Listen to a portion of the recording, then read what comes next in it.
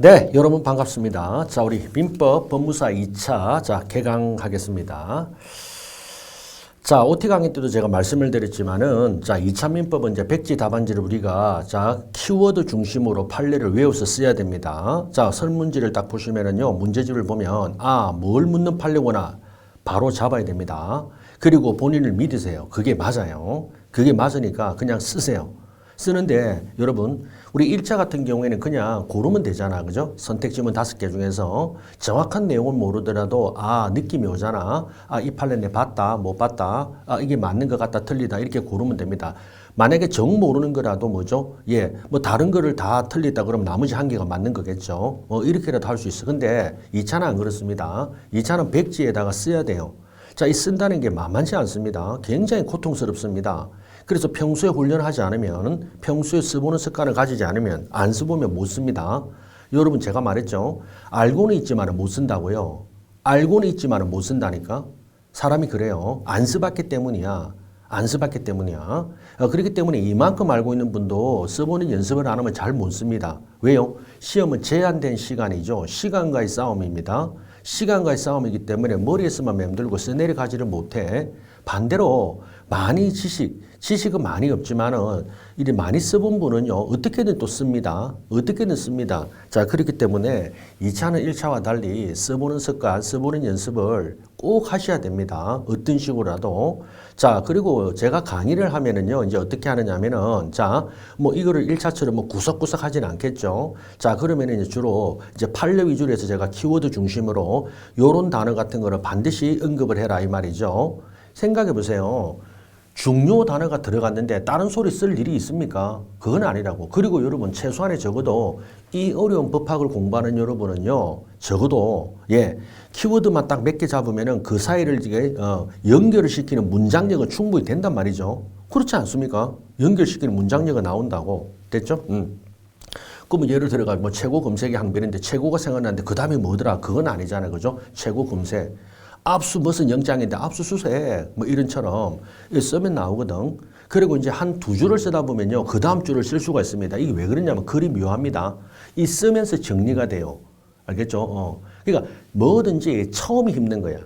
뭐든지 첫 한 줄이 힘들지 첫 한 줄을 써내려 가다 보면 그 다음에 쓰면서 술술 풀립니다. 그 다음에 쓸 말들이 술술 풀린다고. 됐죠? 그리고 또 조심할 거는 양조절입니다. 여기서 우리 학생들이 많이 여러분 실수를 합니다. 예를 들어가 배점이 10점인데 자기 혼자 좀 안다고 20점을 써. 의미 없습니다. 여러분 10점짜리 배점에 내가 20점만큼 쓸 때에서 15점을 줄 일이 만무합니다. 더 정확히 말하면 민법은 굉장히 점수가 짭니다. 짜기 때문에 점수를 많이 안 줘요. 결론 10점 만점이면요. 어떻게 하냐면 채점자는요. 10점 만점이라도 7점을 목표로 합니다. 만점을. 안 그러면 이게 나중에 점수가 인플레가 되는 거야. 막 주다 보면은 그러면 큰일 나거든. 그럼 합격 커트라인이 뭐다? 100점 만점에 합격 커트라인 뭐 88점, 90 몇 점이래. 황당하죠. 그래서 사실 우리가 맨날 합격 커트라인이 얼마입니까? 50점 됩니다. 꽈락이 40인데 합격 점수가 50점 되라니까. 이게 왜 그럴까요? 한마디로 10점 배점일 때 뭐다? 그러니까 100점 만점 기준에도 채점하는 사람은 항상 70을 카트라인 잡아 70. 70을 만점으로 잡고 친다니까. 그래서 실제 우리가 점수가 10점짜리 배점이다. 그러면 아무리 잘 써도 아무리 그림같이 화려하게 써도요. 10점짜리가요. 절대 6점, 7점 이상 안 나갑니다. 안 나갑니다. 안 나갑니다. 안 나간다고. 그렇게 했기 때문에 좀 썼네 그러면 3, 4점 준다니까. 10점짜리인데 3, 4점이에요. 이렇습니다. 그래서 생각보다 점수가 짜요. 특히 민법은 되게 짜. 민법은 짜. 그래서 여러분 항상 키워드 중심으로 쓰는 연습을 게을리 하지 말고 그 다음에 뭐가 나면 뭐가 나면 탁탁탁탁 자꾸 연습하셔야 됩니다. 여러분 시험은요. 시험 치는 당일날까지 우리가 하는 건 훈련이에요. 훈련. 그 계속 해야 됩니다. 그러니까 민법은 특히 매일 해야 됩니다. 자, 마지막 요까지 하고 진도 들어가는데 여러분 우리가 2차 과목은 여러분 아시잖아요. 그죠? 자, 민법 1교시 그다음에 이제 총 7과목인데 민법은 여러분 한 과목이 아닙니다. 매일 민법하고 예를 들어 민소법, 민법하고 형소법, 민법하고 부등법. 그래서 여러분 민법은요. 어떤 식으로든지 하루에 민법만 할 때는 민법만 해야 되고 다른 과목 하더라도 민법은 무조건 하루에요. 1~2시간 정도는 계속 공부를 하셔야 됩니다. 이 공부라는 건 뭐다? 그렇죠. 내용을 보고 써보는 연습을 자꾸 하셔야 돼. 끌적끌적거려 보세요. 아무리 쉬운 거라도요. 끌적끌적거리지 않으면 못 씁니다.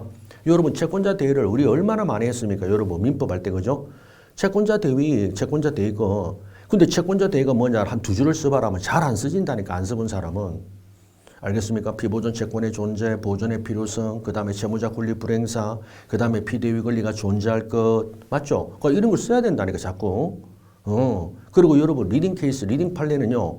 거기 중요한 구절은요. 무조건 다 해가지고 한 줄 또는 한 줄 반, 두 줄을 써야 된다고. 자꾸 중얼중얼. 됐죠? 자, 그래서 그런 연습을 자꾸 하세요. 강의할 때, 여러분 쓸 때, 강의 들을 때도 자꾸 중얼중얼. 됐죠? 예. 자, 들어가 보겠습니다. 자, 이제, 민법 총칙에서 보면은 이제 시작할 텐데, 맨 처음 뭐 민법 서론 이거는 볼 필요 없고요. 그 다음 민법의 법원을 보는데, 법원. 자, 뭐 이거는 뭐 특히 나올 게 있나마는 그래도 모릅니다. 쉬운 것만, 어려운 것만 나오지 않아요. 어려운 것만 나오지 않고, 너무 간단한 것도 툭 냅니다. 예, 그렇죠? 예, 우리는 이제 분설해서 문제 내기 때문에 5점짜리 또는 8점짜리에서 툭 던진다고. 알겠죠? 예, 물어보는 겁니다. 그러니까 출제자는요, 자, 이거는 다 쓰겠지. 점수를 주려고, 기본 점수를 주려고 기본 문제를 툭툭 던지기도 합니다. 알겠죠? 배점을 맞추려고. 그렇기 때문에 난이도 조절하잖아요. 그래서 기본 문제는 툭툭 던져주거든요. 자, 민법의 법원이라는 거는 바로 일반적으로 법원이란 법원의 존재 형식 내지는 법을 인식하는 근거가 되는 자료. 참 말이 어렵죠? 이걸 보고 뭐 여러분이 알겠지만은 이거 보고 첫 번째 이게 무슨 말이지 하죠? 간단히 말하면 민사재판할 때 뭘 기준으로 할래 이 말이야. 민사재판할 때 여러분이 판사님입니다. 민사분쟁이 터져가 소송이 돼 있죠. 그러면 민사를 재판할 때 민사재판, 민사에 관한 분쟁에 대해서 재판할 때 뭘 기준으로 재판할래 이 말이야. 잣대 기준 이 말이죠. 예, 한마디로 민사재판 기준 뭘 가지고 판단할래 이겁니다. 그럼 뭘 가지고 판단하기로 민법을 가져와야지. 그래서 맨 먼저 민법, 법률, 민법이죠. 우리 지금 말하는 민법, 예, 형식적인 민법 같은 거. 자, 두 번째 이제 법률이 없으면 관서법이고, 관서법이 없으면 결국 조리로 판단합니다. 조리. 자, 조리란 단어는 여러분 우리가 일반적으로 뭘 많이 쓰죠? 경험칙, 사회통념, 네, 이런 것들이 다 조리예요. 경험칙, 사회통념, 예, 그리고 법의 일반 원리 이런 것들을 다 조리라 그래요. 그리고 더 간단하게 말하면 상식이야. 결국 상식 아닙니까? common sense. 여러분 상식으로 재판해야 되지 않아요? 아니 상식으로 재판하지 않아. 세상을 살 때는 상식 아닌가? 상식에 대한 설득력이 있고 합리적인 이유가 되잖아요. 그죠? 네, 바로 그거. 막 그렇게 보면 됩니다. 그래서 민법 1조는 법원이라는 타이틀로 민법의 법원과 그 적용 순서를 정하죠. 그래서 법률, 관서법 조리다. 그리고 순서는 법률이 우선이고 관서법은 보충적주의죠. 예. 그래서 여러분 관서법하고 법률하고 딱 하면 누가 이긴다? 무조건 법률이 우선입니다. 당연합니다. 그리고 이제 이도저도 안 되면 마지막 조리로 판단한다. 끝. 자, 그 다음 불문민법, 이제 관서법이 이제 엄청나게 중요하잖아요. 그죠? 뭐 우리가 민법 1차 때도 많이 했지만 관서법은 뭐냐 하면 키워드가 두 가지죠. 관행과 법적 확신이 약간 요 단어가 들어가야 되죠. 관행과 법적 확신. 자, 관서법이란 사회의 거듭된 관행 그리고 생성한 사회생활 규범이 사회의 법적 확신이죠.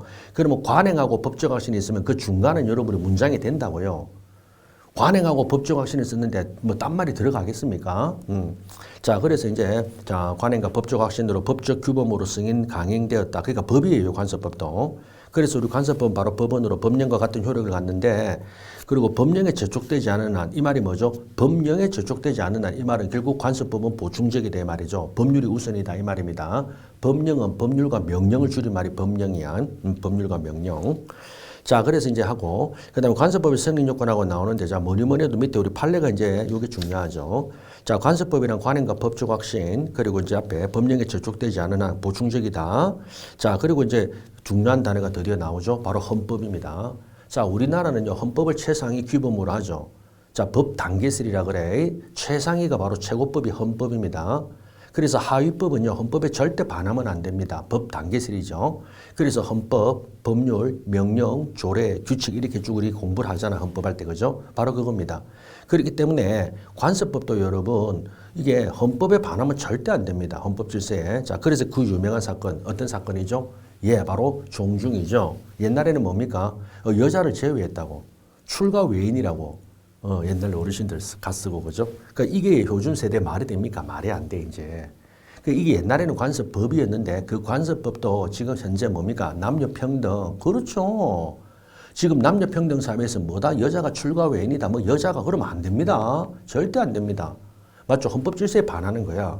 그렇기 때문에 헌법에 반하는 그러한 관습법, 맞죠? 여자는 종중원이 될 수 없다는 거는 이제 말이 안 돼요. 폐기돼야 된다. 이겁니다.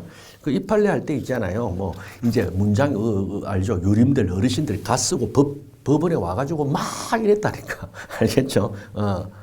그러니까 이제 판사님들도 그죠. 대법관도 어르신 세상이 바뀌었습니다. 세상이 하면서 막 달래고 그랬다고. 그때 그 어르신들 갔은 분들이 뭡니다.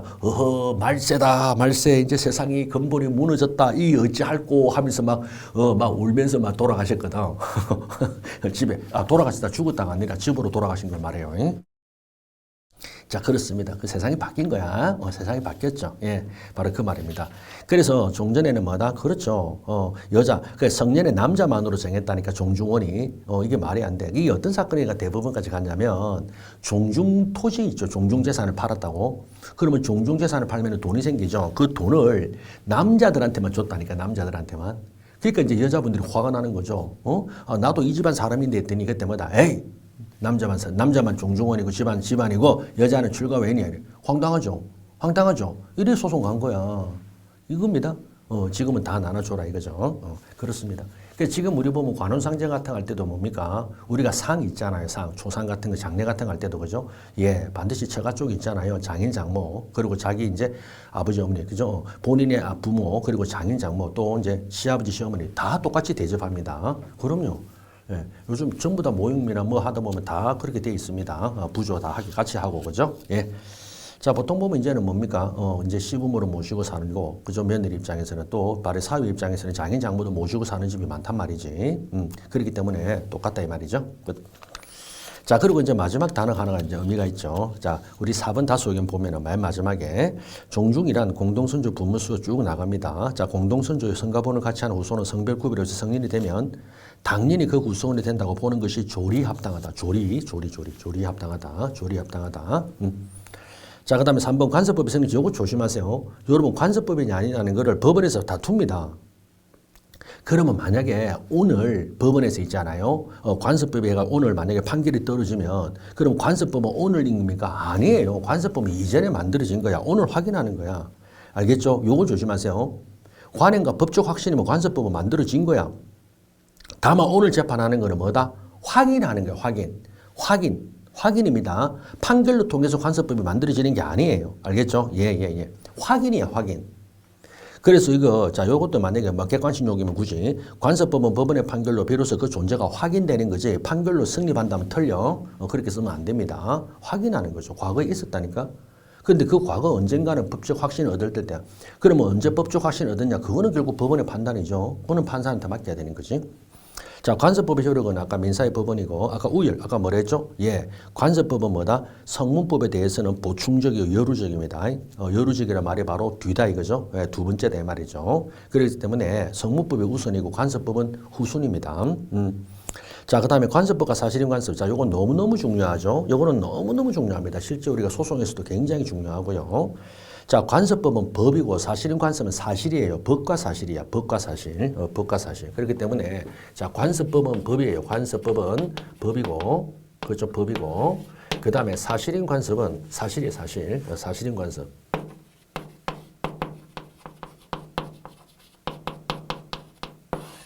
됐죠? 그러니까 레벨이 다릅니다. 사실인 관습은 사실이 그친 거고, 그 다음에 관습법은 이미 법이에요. 마치 이거는 뭐다? 수험생. 이거는 뭐다? 합격생. 딱 그래 보면 돼. 레벨이 다릅니다. 같은 사람인데. 여러분, 합격생하고 수험생하고는요, 천지 차이. 냉정해야 됩니다. 그거는 엄연한 현실이야. 알겠죠? 합격생하고 수험생은 천지 차이입니다. 천지 차이. 지위가 확 다릅니다. 지위가 확 달라. 마치 우리가 회사 다닐 때 그저 일반 사원하고 임원, 임원 다르죠? 똑같아. 자, 들어갑니다. 자, 법적 확신의 유무는 사실인 관습은 확신까지 이르지 않은 거다. 이렇게 보면 돼요. 그러니까 이무기야, 이무기. 이무기가 뭡니까? 용이 돼야 되죠. 이거는 용, 이거는 이무기 이 말이죠. 예. 자, 그렇기 때문에 법적 규범의 승인, 자, 확신까지 이르지 않은 거다. 이렇게 보시면 되고. 그 다음에 법적 효력도 아까 다르다 그랬죠. 사실인 관습은 법이 아닙니다. 단순한 관행은 사실이죠. 예. 오랫동안 반복되어 온 사실이 관행이야. 오랫동안 반복되어 온 사실이 관행이라고. 관행. 자, 그리고 근데 이게 하는 역할은 있습니다. 뭐죠? 바로 법률행위 당사자 의사를 보충한다. 우리 임의 규정할 때 나오잖아요. 그죠? 법률행위 당사자 의사를 보충한다. 그 관행에 따라서. 그 당사자끼리 여러분 명백한 의사가 있으면 그거대로 가요. 근데 당사자끼리 명백한 의사가 없습니다. 그러면 어떻게 되죠? 오래된 관행대로 하는 거예요. 오랜 관행대로. 오랜 관행대로 한다고. 오랜 관행대로. 맞죠? 예, 예. 바로 그 말입니다. 그래서 당사자 의사를 보충한다 이 말이죠. 당사자 의사를 보충한다. 됐죠? 물론 이 관행은요. 강행 규정에 반하면 안 됩니다. 미규정일 때 가는 거죠. 자, 그 다음에 주장 입증이 가장 중요할 텐데 관습법은 법이기 때문에 당사자 주장 입증이 필요 없습니다. 왜요? 법률은 법원이 안다라는 법원이 있죠. 유명한 말입니다. 법률은 법원이 안다. 그래서 사실을 말하라 이 말이죠. 당사자는 사실만 말하면 돼요. 그리고 법률은 법원이 알기 때문에 어떤 법률의 존재라든가 그 법을 해서 그리고 그 법을 사실에 관해서 적용하는 것은 오로지 뭐다? 법원의 몫이다 이 말입니다. 알겠죠? 자, 그래서 직권으로 확정. 자, 중요한 단어잖아요. 따라 관습법은 법이기 때문에 법원이 당사자 주장 입증을 기다림이 없이 법원 스스로 직권으로 확정한다. 다만 관습은 그 존부 자체가 명확하지 않을 뿐 아니라 그 관습이 사회 법조 확실의 법적 인식의 규범 승인대 여부를 더욱 어렵기 때문에 법원이 알 수 없죠. 그렇다면 결국은 당사자가 이를 주장 입증할 필요가 있다 이겁니다. 그러니까 이걸 조심하세요. 그러니까 관습법은 법이기 때문에 법원이 스스로 판단하는데 법원도 모를 수가 있잖아요. 관습법 중에서 희한한 지방에 희한한 법이 있단 말이야. 그거 다 모른다고. 그럴 때는 또 어쩔 수 없이 당사자가 주장 입증한다. 어쩔 수 없습니다. 법원은 다 모든 걸 알 수는 없기 때문에. 자, 그런데 사실의 관습은 그게 아니에요. 말 그대로 사실이죠. 사실의 문제이기 때문에 이건 당사자가 주장 입증한다 이 뜻입니다. 여러분 사실의 문제는 당사자가 주장 입증해야 돼. 사실의 문제는 당사자가 주장 입증. 그 다음에 법률이 있잖아요. 존재라든가 적용이나 해석은 어떻게 한다? 그거는 법원의 몫이야. 그래서 항상 여러분, 자, 우리가 이 법에 대한 문제와 사실의 문제를 법과 당사자 간의 역할 분담이라 그래. 역할 분담. 역할이 나눠져 있다고. 예, 역할 나눠 있네. 그러니까 법을 발견하고 찾고 적용하고 해석하는 건 오로지 법원의 몫이고, 그 다음에 사실에 대한 주장하고 입증하는 거, 증거를 대는 거, 이런 거는 당사자의 몫이다. 이 뜻입니다. 역할 분담, 역할 분담. 자, 그리고 그 밑에 판례가 이제 방금 요거를 자, 차이를 딱 정리해 놓은 거기 때문에, 자, 요겁니다. 그 다음에 이제 두 번째 조리. 자, 조리는 여러분 사물의 본성과 자연의 이치죠. 예. 그 조리가 상식입니다. 상식. 커먼 센스. 사물의 본성, 사물의 이치입니다. 알겠죠? 사물의 이치. 예. 우리 일반 질서 말이에요. 일반 질서. 조리. 자, 그래서 다른 말로 경험칙, 다음 사회통념, 법의 일반 원리. 됐죠? 경험칙, 사회통념, 법의 일반 원리. 자, 그리고 조리입니다. 우리 보통 이런 말 하잖아. 사람이라면 지켜야 될 도리가 있죠. 예, 그런 게 조리입니다. 사람이라면 의뢰이 지켜야 될, 응당 지켜야 될 도리. 이런 거죠. 도리. 예. 아, 예를 들어가 힘든 사람이 있으면 도와주고. 제가 얼마 전에 뭐 굉장히 좀 진한 감동을 봤어요. 이제 제가 며칠 얼마 전에 여기 학원 나가 이제 집에 가는데 그 이제 1차로거든요. 차가 밀려 있어. 그럼 사고 났네 했거든. 그게 아니라 앞에, 그죠? 야, 그 이제 어르신 할아버지가 이제, 니가 알죠? 이제 구루마, 리어커에다가 종이를 잔뜩 싣고 가는데 여기에 이제 요거 있으면 여기 방지턱 있죠. 우리 과속 방지턱 도로에. 이걸 못 넘으시는 거야. 근데 차로는 1차로야. 그 차 쫙 밀려있죠. 이걸 못 넘는 거야. 하라 힘이 없고, 뭐 되게 이렇게 뭐, 보이더라. 이걸 못 넘고 이렇게 그가 이상한 거야. 이 구루마가 가야 되는데 흔들흔들 하고 있어. 그랬더니, 야, 드디어 이제 그 히어로가 나타났습니다. 히어로. 야, 한번 청년 한 사람이요. 저 어디에서 막 뛰어오더라고. 그래서 이걸 밀어줘. 그 다음에 얼마나 또 이분이 고맙고 더 대단한 일을 하냐면 차를 통제를 하더라고. 이게 막 밀려 있잖아요. 그 저쪽에 가서 좀 세우고 우리 이쪽 차, 이쪽 있죠. 라인들 차를 좀 갈 수 있게끔. 예. 아, 막 그 차들 뭐 거기 그 운전자들이 전부 뭡니까 깜빡이 있죠. 다 켜고 고맙다고. 짝짝짝. 그죠? 그분 전화번호를 뭐 전부 ARS로 그죠? 전부 다 뭡니까? 뭐 1,000원이나 2,000원씩 보내주고 싶었어. 그런 게 좀 필요할 것 같아. 그죠? 그렇습니다. 그렇죠. 그러니까 그런 이 작은 일이지만은요, 정말 큰 일이잖아요. 그죠? 그리고 많은 사람은 뭡니까? 기쁘게 하잖아요. 그죠? 고맙게 하고, 그런 것들이죠. 그런 게 뭐야? 조리라니까? 어찌 보면 그런 게 조리라고. 그러니까 대단한 게 아닙니다. 그런 게 조리라고. 인간이 해야 될 도리 아닌가? 인간이 해야 될 도리, 그죠? 예. 한마디로 약자를 보호하고, 어르신들이 그죠? 신호등 같은 거 천천히 가면 또 보살펴주고, 그 다음에 떨어뜨린 게 있으면 좀 챙겨주고, 맞죠? 이런 거 아닌가? 그런 게 도리라니까 어렵지 않아요. 그런 게 다 상식이고 도리란 말이에요. 예? 자, 그런데 문제는 그 뒤에 판례가 이게 조리의 법원성을 인정하는 여기 대해서는요, 교재가 좀 나눠져 있습니다. 그런데 우리 일반적으로는요, 뭐 판례가 대놓고 판례가 있잖아요. 조리는 법원이다. 이렇게 한 적은 없는데, 일반적으로 판례는 조리의 법원성을 인정한다는 게 일반적인 견해입니다. 됐죠? 이렇게 말아 놓으시면 돼. 자, 그 다음에 이제 판례입니다. 자, 판례는 그 자체가 법원이 될 수가 없어요. 판례는 법원이 될 수가 없습니다. 자, 이게 무슨 말이냐면 우리나라 법은요, 대한민국 법은 대륙법계야. 대륙법계. 이게 영미법과 달라.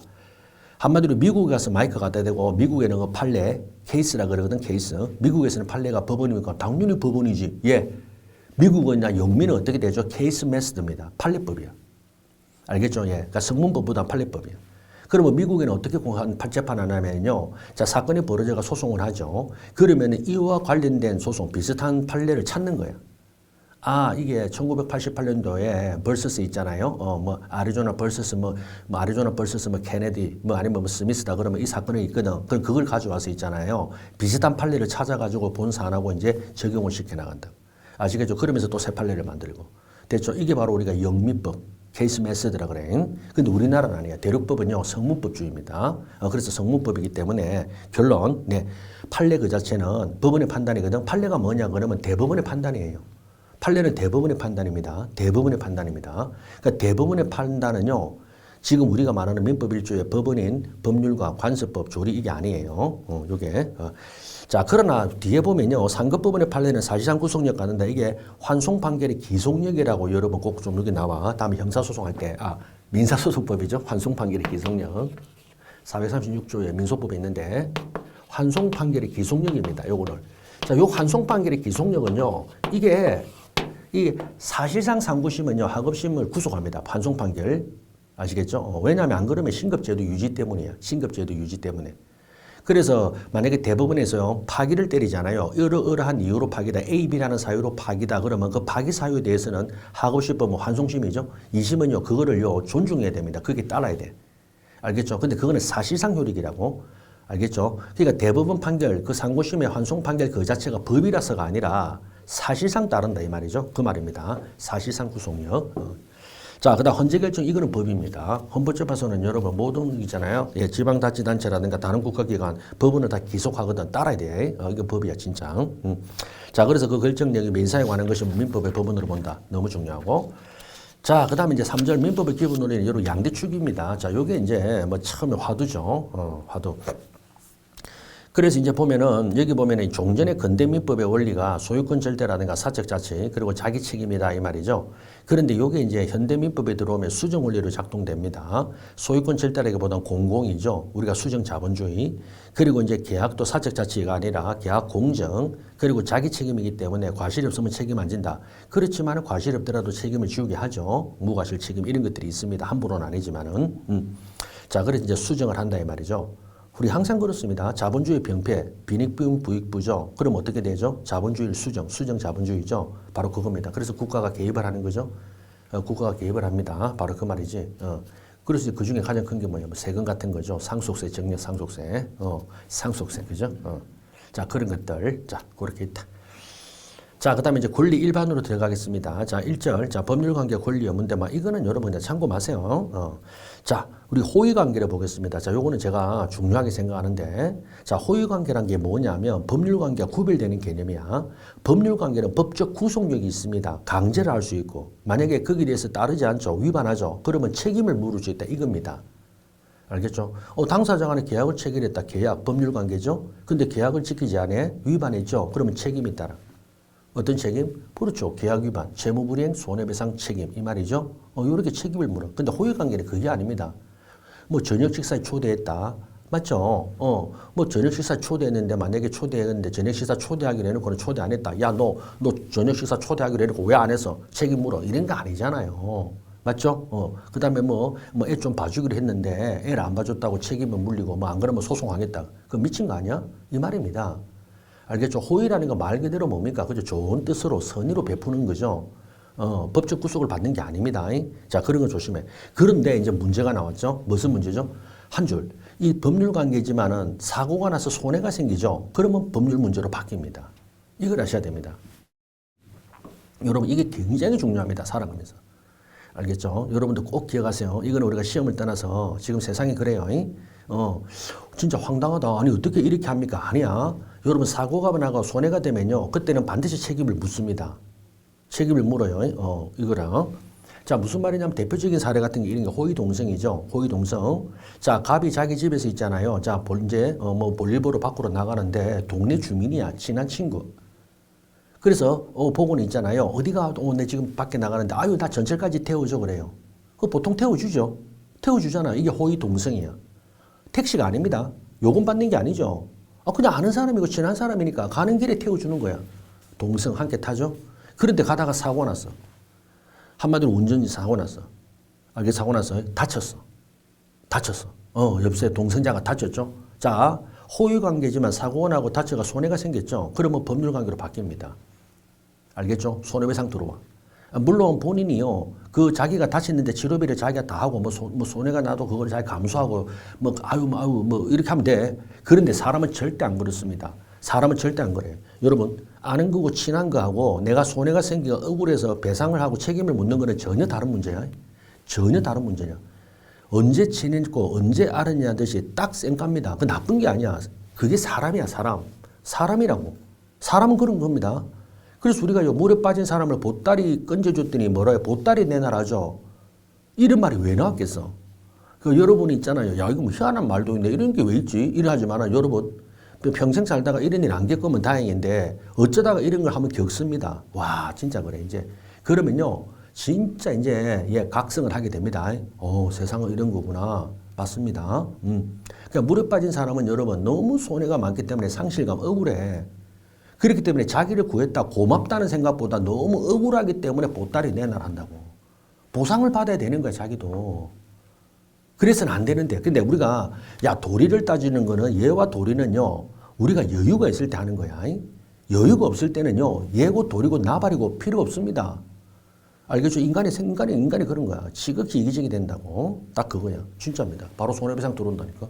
자, 그러면 여러분, 만약에 동선자가 다쳤는데 손해가요, 한 3천만 원이 합시다. 심하게 다쳤네. 그러면 3천만 원 청구합니다.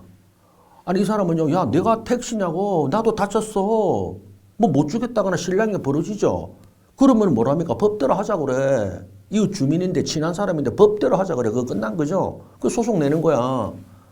그러면 여러분, 운전자는 뭘 하겠습니까? 판사님, 제가요, 가는 길에 태워달라 해서 태워줬고요. 가다가 사고 났고 나도 다쳤습니다. 라고 말하죠. 그러면 이제 바로 우리 판결문에 여기 하나, 첫 번째. 그래요. 그러면 단순히 호의동성했다는 것만으로 면책이 되냐? 안 됩니다. 두 번째, 호의동성했다는 그 자체만으로 바로 배상액을 감경 깎아주냐? 그것도 아닙니다. 그러면 뭐냐? 여러분 생각해봐. 신의치기야. 내가 돈 받고 태워준 거 아니죠? 자기도 원해서 태워달라 했죠? 그래서 만약에 일반 교통사고의 손해배상 책임을 그대로 다 물리면 너무 심하죠? 너무 심하죠? 신의치기 반할 정도죠? 그러면 배상액을 깎을 참작할 수 있다. 이래요. 알겠습니까? 그래서 여러분, 만약에 3천만 원 요구했다. 그러면 뭐다? 그렇죠. 한 1,000만 원만 해라. 아니면 1,200 해라. 이렇게 깎는 거지. 알겠어? 어쨌든 주기는 줘야 됩니다. 주기는 줘야 됩니다. 자, 이런 일 한번 벌어지면 이제 원수가 되죠. 진짜입니다. 다 원수됩니다. 여러분, 다 이런 원수돼요. 알겠죠? 예. 그러니까 서로 억울한 거야. 나 괜히 태워줬네. 얘는 뭡니까? 괜히 내가 태워달라 했네. 운전은 똑바로 하지. 이제 이게 여러분, 사람이 사이가 틀어지면요, 만에 만 가지가 전부 손가락질이 되는 겁니다. 됐죠? 그래서 뭐 어떻게 합니까? 결론. 이제 법을 떠나서 절대 도와주지 말고 태워주지 마시라고. 이게 교훈입니다. 1교시 교훈은. 아시겠죠? 그리고 좋은 일 함부로 하지 마세요. 여러분, 좋은 일은요, 우리 같이 일반인이 하면 안 돼. 이제 그렇죠. 그런 큰 분들, 그런 공자, 뭐 석가니, 부처님이 하는 거예요. 알겠죠? 아까 구름만 끌어진 그런 분 같이, 그죠? 히어로. 그래서 영웅 히어로. 그런 분이에요. 우리는 그냥, 우리 혼자만 잘 먹고 잘 삽시다. 자, 그래서 여러분, 호의동성 판례 알겠죠? 그러니까 이런 것들을 해야 되고, 포인트가 뭐다? 호의동성 그 자체만으로 배상금을 깎느냐, 배상액을 감경할 사유는 아니에요. 우리 판례 분명히 말하죠? 다만 뭐래? 신의칙이나 형평의 원칙에 따라 매우 불합리하죠. 한마디로 일반 교통사고 같이 택시가 사고 냈을 때 택시회사 영업하는 거잖아. 돈 받고 그거는. 택시가 사고 냈을 때 손해배상을 다 받을 수 있거든. 맞죠? 그런 것처럼 하는 것만큼 하면 안 된다는 거야. 어쨌든 호의동성 공짜잖아. 그죠? 그렇습니다. 요걸 표현을 잘 쓰세요. 됐어. 자, 그 다음에 권리 의무. 이거는 지금 하긴 그렇죠. 그죠? 권리의 경합은 이제 청구권 경합이죠. 결국엔 청구권 경합입니다. 자, 청구권 경합은 가장 대표가 뭐죠? 채무불이행 손해배상, 불법행위 손해배상. 다르다는 거야. 그러면 조심. 자, 예를 들어 가지고 택시를 타다가 다쳤습니다. 그러면 이제 청구권 경합. 자, 택시를 타고 다치면은요, 첫 번째 채무불이행 손해배상이죠. 왜요?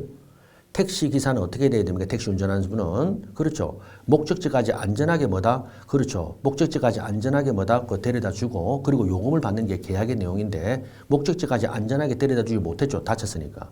그러니까 채무불이행이죠. 계약의 내용이 위반되었죠. 그 다음에 또 불법행위입니다. 예, 운전할 때 사람을 다치게 하면 안 됩니다. 사람을 다치게 하면 안 됩니다. 근데 다쳤죠. 그래서 불법행위야. 따라서 민법 390조 채무불이행 손해배상 책임을 지기도 하고, 그 다음에 두 번째 750조 불법행위 책임을 지기도 한다고. 그러면 조심. 다친 사람의 피해액이 만약에 100만 원이다. 그러면 채무불이행 100만 원, 불법행위 100만 원, 200만 원을 받는 건 아닙니다. 요걸 조심하세요. 그러니까 중첩적으로 받는 건 아니에요. 더블로. 100만 원을 받는데 그 100만 원 받는 그 내용이 채무불이행을 해서 100만 원 받든지 불법행위를 해서 100만 원 받든지 이 말입니다. 아시겠죠? 제가 이런 말 하잖아. 청구경합은. 자, 제가 점심에 짜장이나 짬뽕 두 개 중에 선택을 해야 돼. 짜장도 먹고 싶고 짬뽕도 먹고 싶죠. 근데 뭐다? 두 개 다 먹는 건 아니야. 한 그릇만 먹죠. 그 짜장을 선택했다 이 말이야. 알겠죠? 이 말입니다. 그러니까 짜장과 짬뽕 두 개를 먹을 수 있는데 결국 내가 먹는 거는 짜장이든 짬뽕이든 하나만 먹는다. 이 말입니다. 자, 근데 법조 경합은 보통 일반법 특별법 관계 이겁니다. 일반법 특별법. 자, 법조라는 거는요. 자, 조문으로 보면 따로 있지만 결국 한계가 되면 남은 거는 사라집니다. 나머지는 사라져. 예. 그래서 자, 하나의 법규가 다른 법규를 배제하고 우선 적용한다 이 뜻이죠. 그 예를 들어 가지고 이제 우리가 민법에 있잖아요. 자, 민법에 우리가 무슨 이제 뭐 민법에 이제 뭐 불법행위 손해배상 책임을 지는데 자, 그게 만약에 국가 공무원이 만약에 사고를 쳤잖아요. 그럼 국가배상법으로 간다고. 됐죠? 우리가 국가배상법이 이제 특별법으로 민법이 아니라 뭐 이런 내용입니다. 자, 그 다음에 이제 권리행사 한계에서 이제 본격적으로 나오는 거죠. 바로 신의칙에 나오죠. 이제 2조 들어갑니다. 2조. 자, 2조에 1항과 2항이 있는데 1항은 뭐죠? 그렇죠. 권리행사 신의칙. 그리고 2항은 권리는 남용하지 못한다 이거죠. 1, 2항을 합쳐서 뭐라고? 신의칙에 반한 권리행사는 권리 남용에 해당한다 이 뜻입니다. 자, 신의칙은 뜻이 뭡니까? 배려입니다. 배려. 제일 좋은 단어죠. 배려. 여러분 배려. 이 배려라는 게 여러분 우리 인간에게 그죠? 공감, 소통 이게서 가장 중요한 거 아닌가? 배려. 배려가 뭡니까? 타인의 이익을 생각하는 거 이게 배려야. 상대방의 이익을 생각해 주는 거 이게 배려라고. 배려. 내만의 이익을 생각하는 거는 그건 깡패고. 알겠죠? 폭력이고. 내만의 이익을 생각하는 거는 폭력이고 자이고 깡패고. 상대방의 이익을 생각해 주는 게 배려입니다. 배려. 굉장히 좋은 거죠. 그죠? 배려. 그렇기 때문에 권리를 행사할 때는요. 나의 이익만 추구하면 안 돼요. 상대방의 이익을 배려하면서 해라. 이거죠. 이게 바로 신의 성실의 원칙이죠. 신의칙. 자, 그렇기 때문에 배려, 형평이 어긋나거나 이런 것들이 나오고 그 다음에 법적 성격 요거는 강행 규정입니다. 따라서 개별 규정으로 합리성을 확보할 수 없는 게 보충적으로 하지만 또한 강행 규정이에요. 자, 강행이 들어가면 무조건 법원이 직권으로 그죠? 판단하는 거죠. 예, 신의칙은 직권조사상이라 그래. 직권조사상. 요것도 꼭 답안에 쓰셔야 돼. 직권조사상.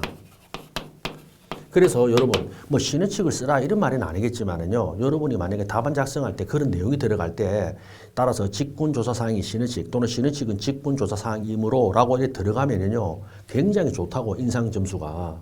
아, 알고 썼구나. 맞죠? 직권조사항이고. 더군다나 우리 법원 시험이라 했죠. 판사님이 출제위원입니다. 판사님들이 가장 좋아하는 말입니다. 이게 직권조사. 알겠죠? 한마디로 직무에 따른 권한. 법원 스스로 판사라면 의뢰의, 법원이라면 어렵게 당연히 판단돼야 되죠. 문제 삼아 판단이 되죠. 이겁니다. 그렇기 때문에 이게 신의칙 위반입니다 하고 당사자가 주장할 필요 없습니다. 그리고 주장에 구속받지 않습니다.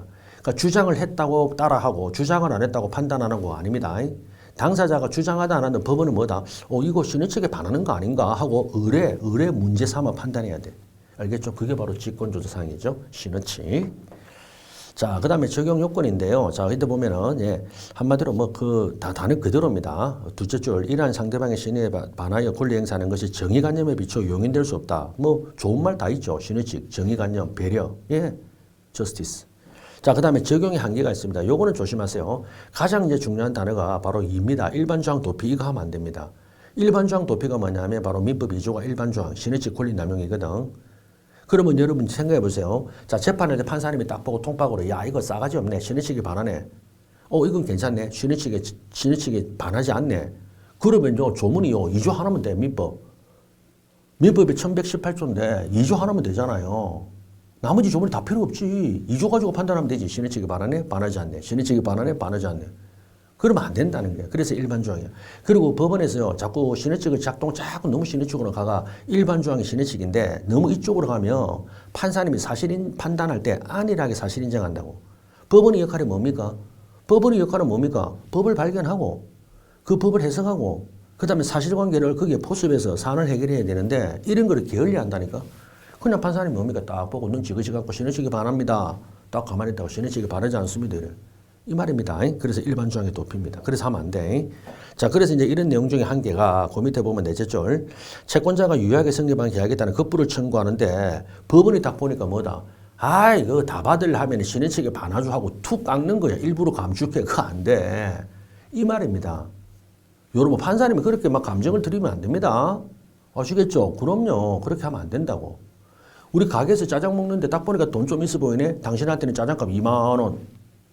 근데 이 사람은 딱 보니까 애야. 그죠? 학생이 무슨 돈 있어? 학생한테는 그 천 원만 받을게. 그러면 안 돼요. 예를 들면 그 말이야.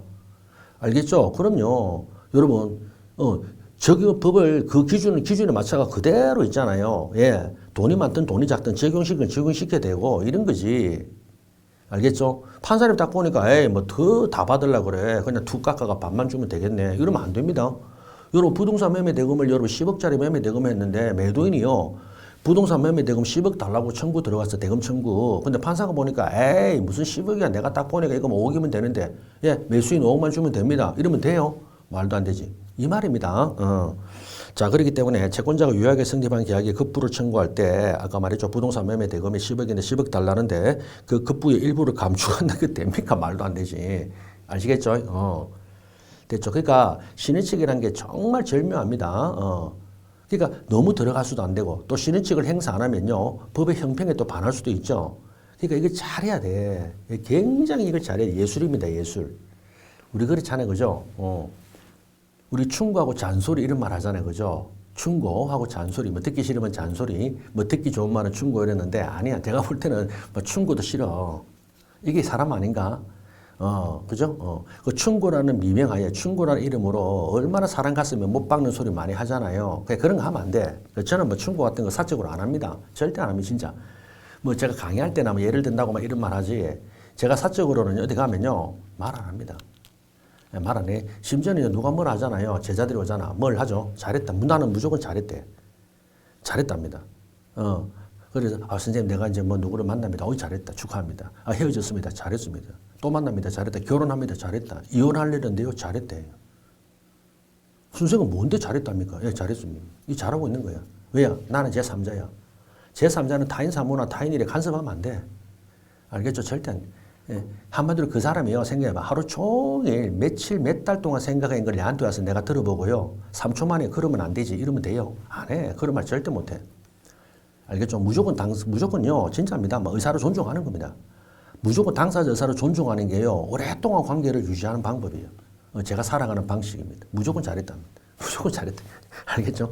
옛날에 황희정성이 있잖아요. 그 밑에 그죠? 그 뭐 하인들이 와가 막 다투니까 누가 와서 대감마님 제 말 들어보세요. 네 말이 맞다. 또 이후에 와가 대감마님 제 말 들어 네 말이 맞다. 이게 황이야. 그게 황이가 훌륭한 거야. 세상을 다 살을 거야. 다 맞는 말이에요. 알겠습니까? 그렇습니다. 그 뭐라고? 내가 뭐라고? 삼자가 뭐라고? 당사자 거기에 대해서 뭐 맞다 안 맞다래. 그럴 필요 절대 없어.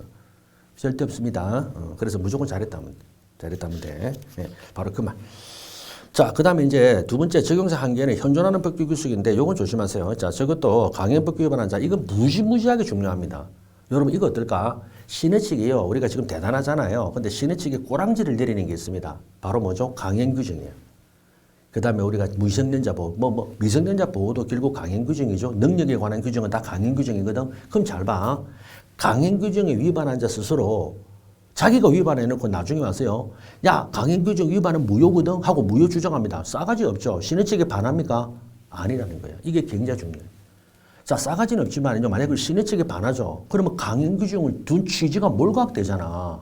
자, 그래서 우리 가장 중요한 리딩 케이스 바로 투자 수익 보장 약정이에요. 여러분 증권사에 있잖아요. 아주머니 한 분이 오는데 망설입니다. 증권사 지점장이 꽃입니다. 아주머니 걱정하지 마세요. 만약에 투자를 해서 만약에 손실이 나면 저희들이 손실을 다 보장해 드릴게요 하고 투자 수익 손실 보장 약정을 한다고. 손실보장약정. 이거 강행규정 위반입니다. 이거 증권거래법 있죠? 우리가 자본시장법, 증권거래법 이거 절대 무효입니다. 여러분 왜요? 투자는 자기결정, 자기책임이야. 자기결정, 자기책임이야. 여러분 고스톱치가 돈 다 잃어서 다음날 구청 가면 캠핑 줍니까? 안 줘. 여러분 자기결정, 자기책임이에요. 지금 어쩌보면 여러분도 있잖아. 인생에 대한 투자죠. 지금 시험 준비하는 여러분도 전문 자격증 법무사 준비. 맞죠? 자기결정, 자기책임이야. 만약에 이래가지고 이런 일이 절대 있어서는 안 되는데 뭐 타학원생들이 예를 듭니다. 뭐 타학원생 중에서요. 자, 5년 해도 안 됐다. 10년 해도 안 됐다. 와, 이거 어떡하지? 내 10년 동안 안 됐다. 예, 뭐 어쩔 수 없어. 호송세월한 거야. 나쁘게 말하면. 예, 자기결정, 자기 책임이야. 누가 하라고 했습니까? 우리 법에 만약에 시험 공부 5년 동안 안 하면 다 물려준다 했습니까? 책값하고 학원비 돌려준다 했습니까? 아니야. 아니야. 자기결정, 자기 책임이야. 여러분도 자기결정, 자기 책임이야. 이게 맞다 생각해. 그게 사적 자치 아니야? 그러면 잘 보세요. 지금 이거 투자 손실보장 약정했죠. 근데 나중에 이게 깡통이 됐어. 이게 완전 쫄딱 망했어. 그때 그 아주머니가 지점장한테 청구하는 거야. 지점장님, 내 깡통 내가 손실 났는데 그때 손실보장 해준다고 약정했잖아요. 그래서 손실보장 해주세요. 청구합니다. 이때 이 지점장이 싹 갑니다. 아주머니, 저도 해드리고 싶은데 법이 못한다 그러네요. 그래서 제가 약속을 지키지 못하게 됐습니다. 따라서 뭐다? 손실보장 못합니다. 라고 합니다. 할 수 있다. 있어. 여러분 좀 얄밉지만은요. 할 수 있어. 만약에 그거를 신의칙을 적용해가지고 야, 너 아까 해준댔는데 옛날에 해준댔는데 신의칙에 반하지 싸가지 없네. 그러면 안 돼. 그러면 강행규정의 취지가 몰각된다고. 이제 아시겠죠? 요런 단어를 자꾸 쓰셔야 돼. 자, 우리 볼까요?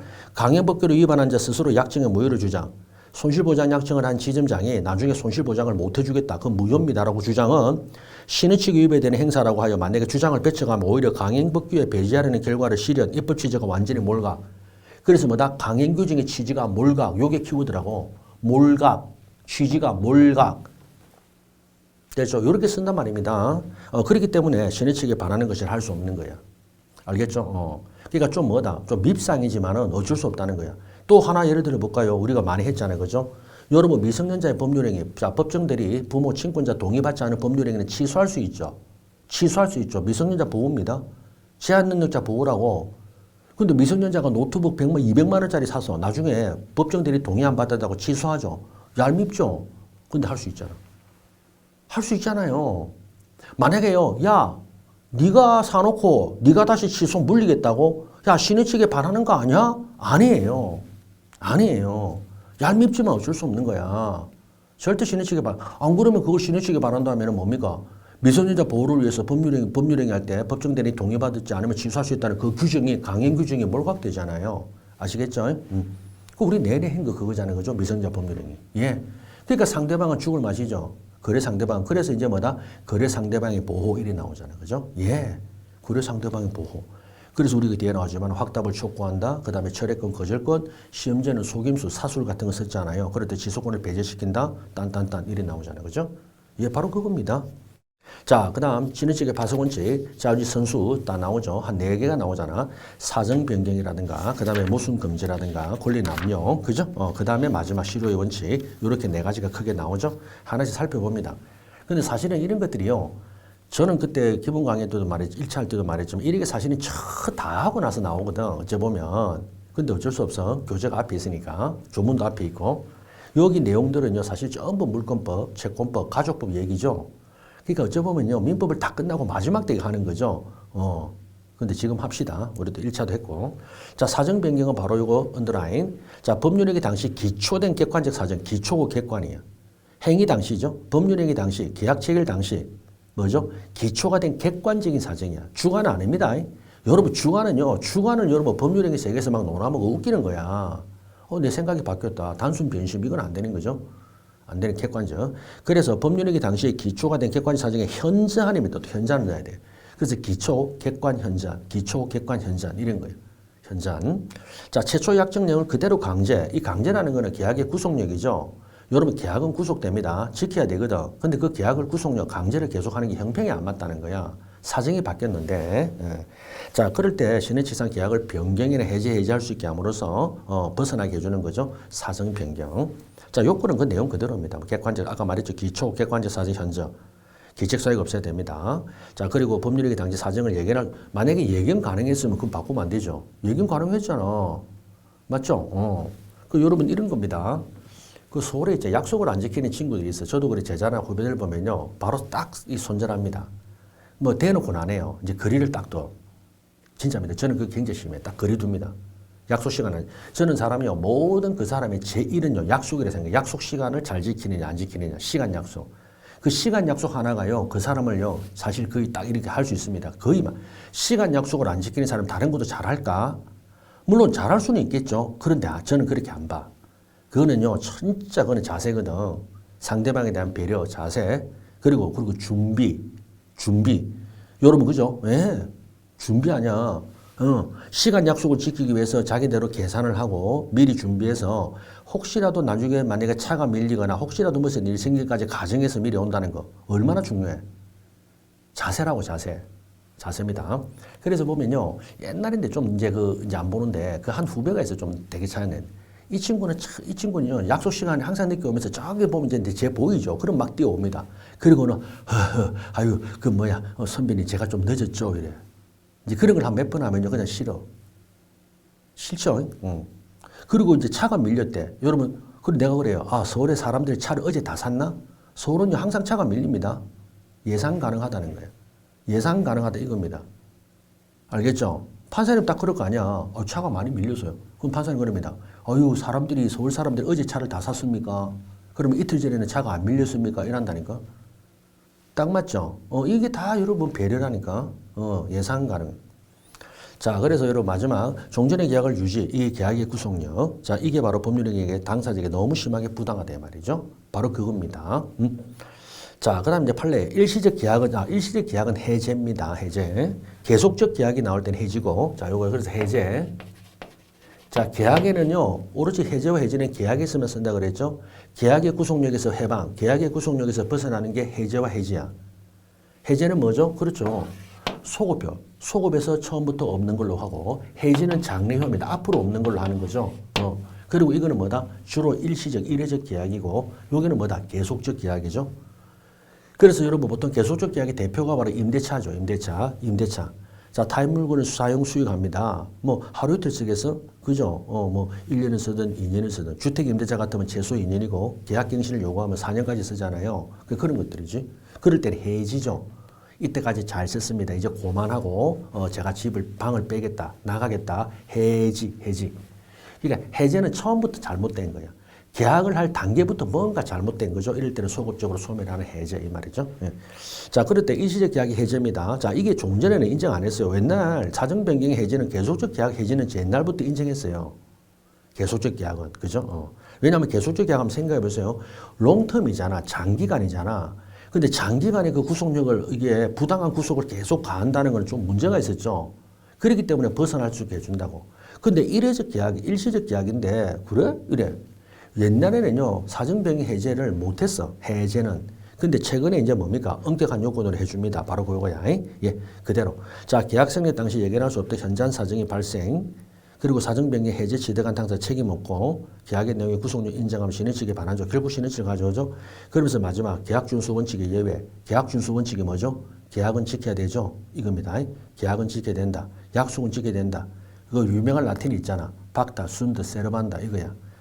교수님들 교과서에 다 들어있죠. 박타, 순드, 세르반다. 박타, 순드, 세르반다. 자, 그 말입니다. 거기서 벗어나게 해준다. 자, 그 다음 계속적 계약의 해지는 이거는 옛날부터 인정한 겁니다. 계속적 보증관계 근보증, 그리고 사정변경 이후로 해지를 인정하고 있다. 네. 자, 그 다음 이제 두 번째 순서가 권리남용 금지. 자, 드디어 나왔죠. 자, 권리남용 금지. 자, 간단하게 요거 조금만 더 할게요. 권리남용 금지. 권리 행사가 신의 측에 반하는 경우 권리 남용인데 바로 1조 2항인데 2조 1항에서 신의 측 2항이 권리 남용이거든. 그럼 우리가 판례는 뭘로 보죠? 1조 신의 측에 반하는 권리 행사는 2항 뭐죠? 권리 남용이 된다 이 말이죠. 예. 자, 그래서 권리 남용 이거는 굉장히 중요한 테마야. 권리 남용은요 이겁니다. 권리자가 권리 행사하는데 자기에게는 이익이 하나도 없어 거의. 근데 상대방이 뭡니까? 엄청난 불이익이 초래되는 거야. 상대방은. 그럼 이거를 우리가 공동체잖아요. 그죠? 이 공동체에서 이런 일을 해야 되냐 이 말입니다. 우리 가장 리딩 케이스가 바로 그 유명한 사건. 자, 땅을 어마어마하게 많이 가진 땅 소유자가 그 위에 학교가 하나 지어졌는데 그게 뭡니까? 타인 토지 소유에 지어진 거죠. 그러니까 당연히 땅 주인은 학교 철거해라 그래. 이 또 우리 그 권리 남용이잖아. 맞죠? 예. 아니, 땅 주인은 땅 그래 많잖아. 당장 너희는 쓸모없잖아. 쓰지도 않잖아. 근데 학교 학생들 이 추운데 어디 가니? 그리고 학교는 공익이죠? 이 말입니다. 그러면요, 권리 남용해가지고, 자, 잘 봐. 건물 철거 청구 들어가잖아. 토지인도. 그러면 그게 기각돼요. 이게 결론이야. 자, 여러분, 권리는 있는데, 권리 소멸이 아니야. 권리는 있는데, 권리 행사를 못하게 기각시켜. 그러면서 더 중요한 게 그 다음입니다. 그럼 어떻게 되죠? 아, 이제는 그 학교 소유 땅이 되냐. 그런 게 아니야. 여전히 땅 수위는 갑이야. 땅 주인이 소유권을 상실한 게 아닙니다. 권리 상실이 아니야. 권리 남용은요, 권리자 권리 상실시키는 게 아니에요. 행사를 이렇게 하면 안 된다, 이 말이에요. 법이 조력을 안 해준다, 이겁니다. 그럼 어떻게 하죠? 어떻게 하기는, 그렇지. 부당이득을 받든지 아니면 임대차 계약을 체결해서 어쨌든 간에 학교가 그대로 사용 수용할 수 있게 해줘라는 거야. 알겠습니까? 그렇다고 학교가 여러 공짜로 쓰는 게 아닙니다. 부당이득 또는 이제 대표적으로 그냥 임대차 계약을 체결해라 그래. 예, 장기 임대차. 예, 그러니까 뭐다. 예, 한마디로 매달 뭐 차임 상당, 그죠? 한마디로 땅 사용료, 지로 상당, 사용료를 내고 사용 대가를 내고 그대로 학교가 쓸 수 있게 해주라 이거지. 철거 청구는 기각이 돼 말이야. 철거 같은 걸 하지 마라 이 말이죠. 자, 그 다음 요건 들어갑니다. 자, 행사할 권리가 존재, 권리 행사로 볼 수 있는 행위가 존재, 그 다음에 권리 행사로 이해자 침해, 상대방 현재 불균 이거죠. 그러니까 행사자는 이익이 없는데 상대방은 엄청난 불이익을 보는 현장 불균형이 있는 거죠. 자, 문제는 주관적이에요. 자, 이 주관적 요건을 조심하세요. 자, 이 주관적 요건이라는 게 오로지 상대에게 자, 고통을 주거나 해야 할 목적으로 하는 이런 게 필요하냐 건데 우리 판례는 알아놓으세요. 필요합니다. 주류적 판례가. 알겠죠? 그래서 여러분 주관적 요건이 가해사거든. 상대를 연맥일리 하는 가해사가 필요하다고 우리 판례야. 원칙. 그리고 우리 판례. 다만 객관적 요건이 존재할 때는 주관적 요건이 추정된다는데 이거는 특별한 판례가 아닙니다. 원래 법의 세계에서는 그래요. 주관이라는 건 입증하기 힘들어요. 여러분 주관, 고의과실 이런 것들 정당한 사유 이런 게 입증할 수 있나? 힘들어. 그래서 뭐다? 객관적인 사실로서 주관적 요건을 다 추인해요. 여러분 보통 있잖아요. 자 보세요. 칼로 있잖아요. 칼로 사람의 목을 찔렀습니다. 참 끔찍하죠. 가슴을 찔렀어. 그럼 뭐가 되죠? 죽이려는 고의가 있는 거야. 근데 찌른 놈이 그래. 저는 죽일 생각이 없었습니다. 이 말 미친놈 아니야? 그러면 고의를 여러분 법원에서 여러분이 하면 어떻게 입증할까? 머리를 딱 따봅니까? 빨간색이고 초록색이 아니야. 뭐죠? 그렇죠. 행위의 방식이라든가 침해 결과라든가 있잖아요. 피해 이런 거 다 골고루 살펴보거든. 결론. 아니 칼을 가지고 흉기를 가지고 목을 찔렀다. 가슴을 찌르면 그건 죽일 뜻이야. 근데 만약에 있잖아요. 뭐 다리를 찔렀다거나 아니면 야구바따로 뭐 다리를 때렸죠. 그거는 살인고의까지는 아닙니다. 이제 아시겠죠? 그러니까 뭐다? 객관적 사실로 주관적 요건은 다 추정하고 추인하고 판단한다 이겁니다. 원래 그래. 원래 그래. 자, 그러나 이제 외울 수 있게 바로 상계권 남용, 요거는 꼭 외워야 되죠. 대전백화점 우리가 사건이 있잖아요. 대전백화점 사건. 자, 상계권 남용, 그리고 상표권 남용, 이거는요, 아예 주관적 요건이 필요 없대. 이거는 주관적 요건이 아예 필요 없다는 거 우리 판례 태도라는 거 알아놓으시고. 그 다음에 효과가 제가 먼저 말했죠. 예. 절대 권리 남용의 권리가 소멸이 아닙니다. 아까 그 땅, 어마어마한 땅 소유자, 땅 그 권리 소멸이 아니에요. 소유권 소멸이 아니야. 다만 법이 조력을 안 해줍니다. 그러면 대표적으로 우리가 철거 청구가 이행 소송이잖아. 이행 청구. 그럼 이행 청구한다고 철거 청구. 그러면 그 철거 청구를 기각시킬 뿐이야. 됐죠? 단지 권리 본래 효과가 발생하지 않는다. 예를 들어가 청구권의 행사가 권리 남용이 되면 법에 의한 조력을 받지 못하고 그래서 법에 의한 조력을 받지 못하기 때문에 청구를 기각한다니까. 권리는 있는데 네 권리 행사를 내가 못하게 막아주겠다. 청구 기각 이 말이에요. 자, 그리고 상대방 항변권이 생기게 하고 형성권일 때는 법적 효과 발생하지 않게 한다. 됐죠? 요런 것들. 됐죠? 그래서 요까지. 자, 그래서 1교시 요 정도 하고요. 그 다음에 또 이제 관련 판례부터 쭉 나가는데 잠시 쉬었다 하겠습니다. 네.